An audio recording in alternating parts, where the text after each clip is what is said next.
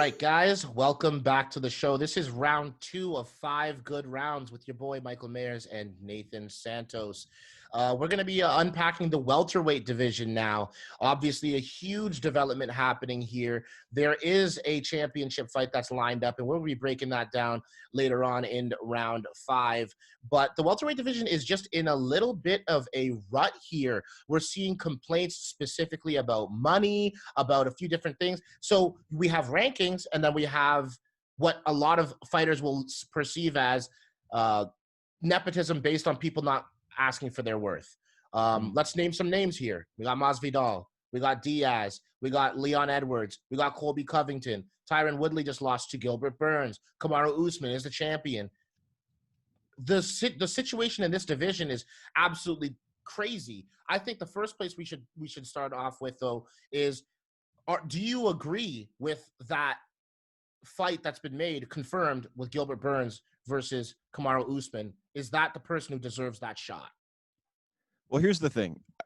No. Really, the fight to make was obviously Masvidal. However, I understand the UFC when they say, listen, if you want to play hardball and we're not playing, then we have to move on. I get that. I don't think it's fair. I don't think it's right.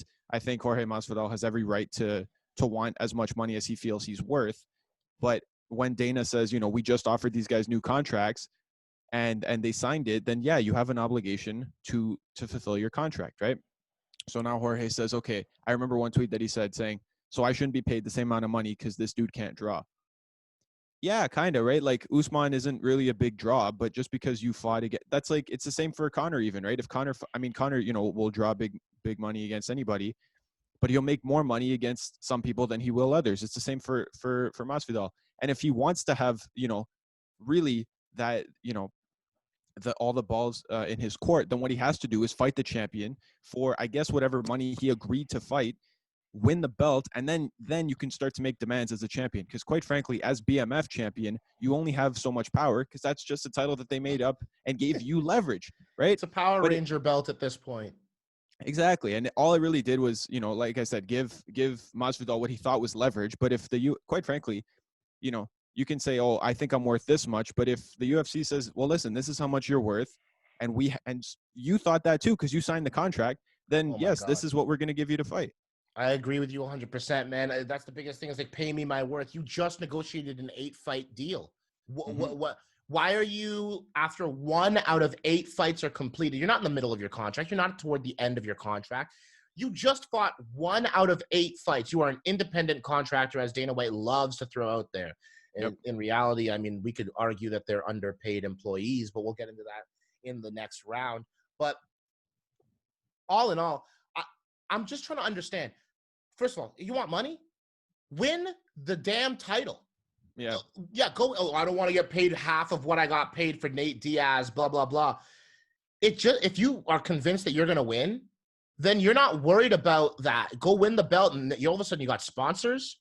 All of a sudden you got deals. All of a sudden you're not just relying on the UFC to give you a paycheck. You pick your fights. I wonder why you don't want to fight a guy for less money, because the alternative is if you lose, now what? Now the hype train has been deflated. The balloon has been deflated. And that, to me, is indicative of somebody who understands, not that he's going to lose, but understands the imminent risk in going and taking that fight and going that route. You want, but the talk about money and pay me what I'm worth, where we're, Brendan Schaub said this on his podcast, and he said, look, if your management, and obviously his manager is one of the best in the game, so obviously not saying to fire him, but you got to think about your management and the negotiations that are happening at that table. If one fight into your thing, you're going, oh yeah, hey, pay me more. And the thing is, the UFC actually was talking to him. Okay, well, you want to restructure your deal? What can we do? Then you start asking for all this money and that money. It's just crazy from that perspective. So, okay, so let's shelf that then.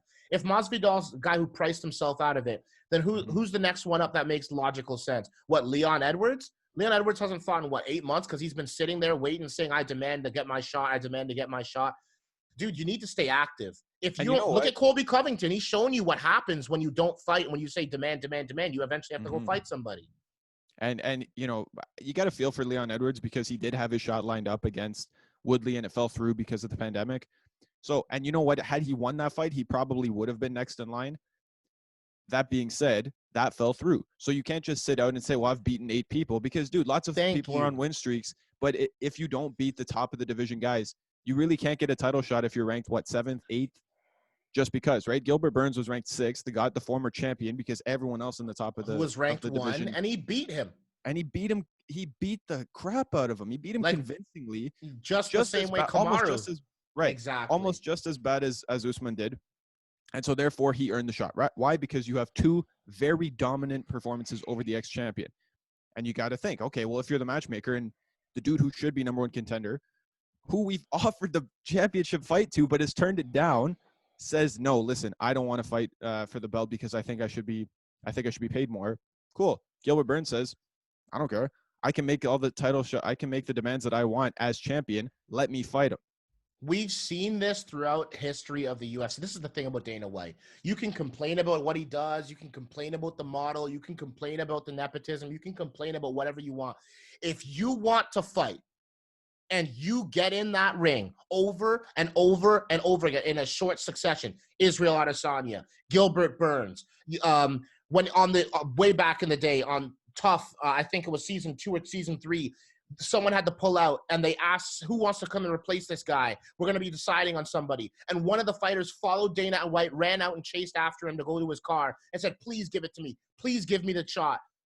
They didn't draw straws. They didn't pick a name out of the hat. He saw that he wanted to fight and he gave it to him. Dana White looking for a fight is quite literal. If you want to scrap, you're getting in there, and you'll bypass these guys holding out saying, give me money, when right. Gilbert Burns is saying, give me a fight, give me legacy, I don't care.